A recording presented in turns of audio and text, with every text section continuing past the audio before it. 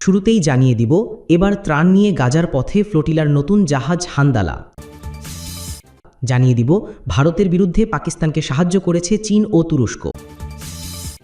এরপর রয়েছে উত্তর কোরিয়ার 30,000 সেনা রাশিয়ায় পাঠানোর খবর অস্বীকার করল ইউক্রেন। সর্বশেষ থাকছে কাশ্মীরের স্বাধীনতা নিয়ে পাকিস্তানের প্রধানমন্ত্রীর বার্তা। ত্রাণ নিয়ে গাজার পথে ফ্লোটিলার নতুন জাহাজ হান্দালা। ইসরায়েলের অবরোধ ভেঙে গাজার মানুষের পাশে দাঁড়াতে ফের যাত্রা শুরু করল আন্তর্জাতিক ত্রাণবাহী জাহাজ। ফ্রিডম ফ্লোটিলা কোয়ালিশনের এফএফসির নতুন জাহাজ হান্দালা ইতালির সিরাকুসা বন্দর থেকে রোববার গাজার উদ্দেশ্যে রওনা হয়েছে। এফএফসির পক্ষ থেকে সামাজিক যোগাযোগ মাধ্যম এক্সে জানানো হয়, মাত্র কয়েক সপ্তাহ আগেই ইসরায়েল আন্তর্জাতিক জলসীমা থেকে আমাদের ম্যাডলিন জাহাজ জবরদখল করে এবং 12 জন নিরস্ত্র বেসামরিক কর্মীকে অপহরণ করে। তা সত্ত্বেও আমরা পিছু হটিনি। বৈশ্বিক সংহতি নিয়ে আমরা এখনও ইসরায়েলের অবৈধ ও প্রাণঘাতী অবরোধের বিরুদ্ধে রুখে দাঁড়াচ্ছি। সংগঠনটি জানিয়েছে, তাদের এই নতুন মিশনের উদ্দেশ্য গাজার শিশুদের জন্য অবরোধ ভাঙা এবং এই যাত্রা কেবল ত্রাণ নয়, বরং মানবিক সহানুভূতি ও আন্তর্জাতিক সংহতির বার্তাও বহন করছে। হান্দালা জাহাজে ঠিক কতজন অধিকার কর্মী রয়েছেন তা এখনও নিশ্চিত নয়, তবে আন্তর্জাতিক গণমাধ্যমগুলোর মতে প্রায় 18 জন কর্মী এতে রয়েছেন বলে ধারণা করা হচ্ছে। তাদের মধ্যে ফ্রান্সের বামপন্থী রাজনৈতিক দল লা ফ্রান্স ইনসুমিজের 2 সদস্য রয়েছেন বলেও খবর পাওয়া গেছে। এর আগে 6 জুন যুক্তরাজ্যের পতাকাবাহী জাহাজ ম্যাডলিন ইতালির সিসিলি দ্বীপ থেকে গাজার দিকে যাত্রা শুরু করেছিল। তবে 9 জুন আন্তর্জাতিক জলসীমায় ইসরায়েলি নৌবাহিনী সেটি আটক করে এবং জাহাজে থাকা 12 জন অধিকার কর্মীকে গ্রেফতার করে নিয়ে যায়। নতুন করে হান্দালার যাত্রা তাই শুধু মানবিক সহায়তা পৌঁছে দেওয়ার প্রচেষ্টা নয়, বরং এটি ইসরায়েলি অবরোধের বিরুদ্ধে প্রতিরোধের এক প্রতীক হয়ে উঠেছে। আন্তর্জাতিক মহলের অনেকেই এই মিশনকে গাজার নির্যাতিত মানুষের প্রতি সহমর্মিতার শক্তিশালী বার্তা হিসেবে দেখছেন। ভারতের বিরুদ্ধে পাকিস্তানকে সাহায্য করেছে চীন ও তুরস্ক। ভারতের সীমান্তে সাম্প্রতিক সংঘাতে একসাথে একাধিক প্রতিপক্ষের মোকাবেলা করতে হয়েছে বলে মন্তব্য করেছেন দেশটির উপসেনাপ্রধান লেফটেন্যান্ট জেনারেল রাহুল আর সিংহ। তার ভাষায়, সামনে দৃশ্যমান শত্রু ছিল পাকিস্তান, কিন্তু বাস্তবে এই লড়াইয়ে পরোক্ষভাবে যুক্ত ছিল চীন ও তুরস্ক। Federation of Indian chambers of commerce and ইন্ডাস্ট্রির একটি সামরিক প্রযুক্তি বিষয়ক সম্মেলনে বক্তব্য রাখতে গিয়ে তিনি বলেন, সীমান্ত একটাই, কিন্তু শত্রু ছিল 3টি। লড়াইয়ে পাকিস্তানকে পেছন থেকে চীন ও তুরস্ক সক্রিয়ভাবে সহায়তা করেছে। জেনারেল রাহুলের বক্তব্যে উঠে আসে, পাকিস্তান চীনের কাছ থেকে শুধু প্রচুর পরিমাণে সামরিক সরঞ্জামই পায়নি, বরং এই যুদ্ধে চীনা অস্ত্র ও প্রযুক্তির কার্যকারিতা যাচাইয়ের পরীক্ষাগার হিসেবেও ব্যবহৃত হয়েছে। তার ভাষায়, গত 5 বছরের পরিসংখ্যান বলছে, পাকিস্তান যেসব অস্ত্র পেয়েছে তার 81% এসেছে চীন থেকে। চীন এখানে সেই পুরনো প্রবাদ অনুসরণ করেছে, ধার করা ছুরি দিয়ে হত্যা করা। তিনি বলেন, চীন নিজের সীমান্তে সরাসরি জড়িয়ে পড়ার চেয়ে পাকিস্তানকে ব্যবহার করে ভারতের উপর চাপ সৃষ্টির পথ বেছে নিয়েছে। লাদাখের উত্তরের সীমান্তে সরাসরি কাদা ছোড়াছুড়ির বদলে তারা পাকিস্তানকে যন্ত্রণা দেওয়ার অস্ত্র হিসেবে ব্যবহার করছে। লেফটেন্যান্ট জেনারেল রাহুল জানান, পাকিস্তানকে কৌশলগতভাবে সহায়তা করেছে তুরস্কও। সংঘাতের সময় বিভিন্ন ধরনের ড্রোন এবং প্রশিক্ষণপ্রাপ্ত ব্যক্তি পাকিস্তানিদের সঙ্গে ছিল বলে জানান তিনি।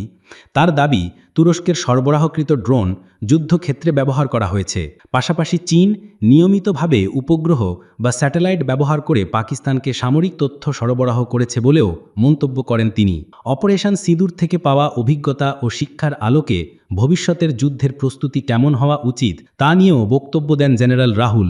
এই সময় তিনি কিছু সমালোচনাও করেন খোলামেলা। তার মন্তব্য ঘিরে ভারতের রাজনীতিতে বিতর্কের ঢেউ উঠেছে। বিরোধী কংগ্রেস পার্টি চীনের প্রসঙ্গ তুলে কেন্দ্রীয় সরকারকে দায়ী করেছে।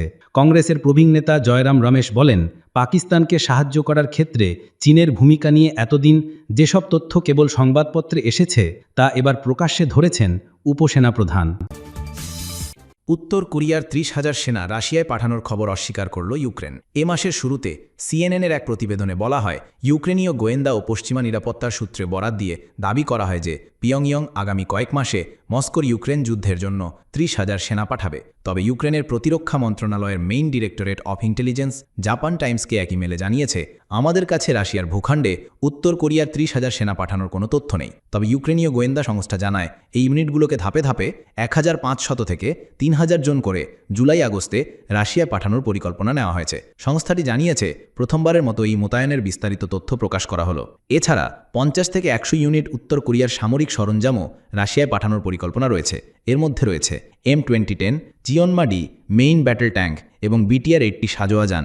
এর আগে উত্তর কোরিয়ার নেতা কিম জং উন রাশিয়ার পররাষ্ট্রমন্ত্রী সের্গেই লাভরভকে জানিয়েছিলেন, পিয়ংইয়ং মস্কোর ইউক্রেন সংকট সমাধানের প্রচেষ্টায় সর্বাত্মক সমর্থন দিতে প্রস্তুত। উত্তর কোরিয়ার রাষ্ট্রায়ত্ত Korean central news agency KCN রবিবারে তথ্য জানিয়েছে।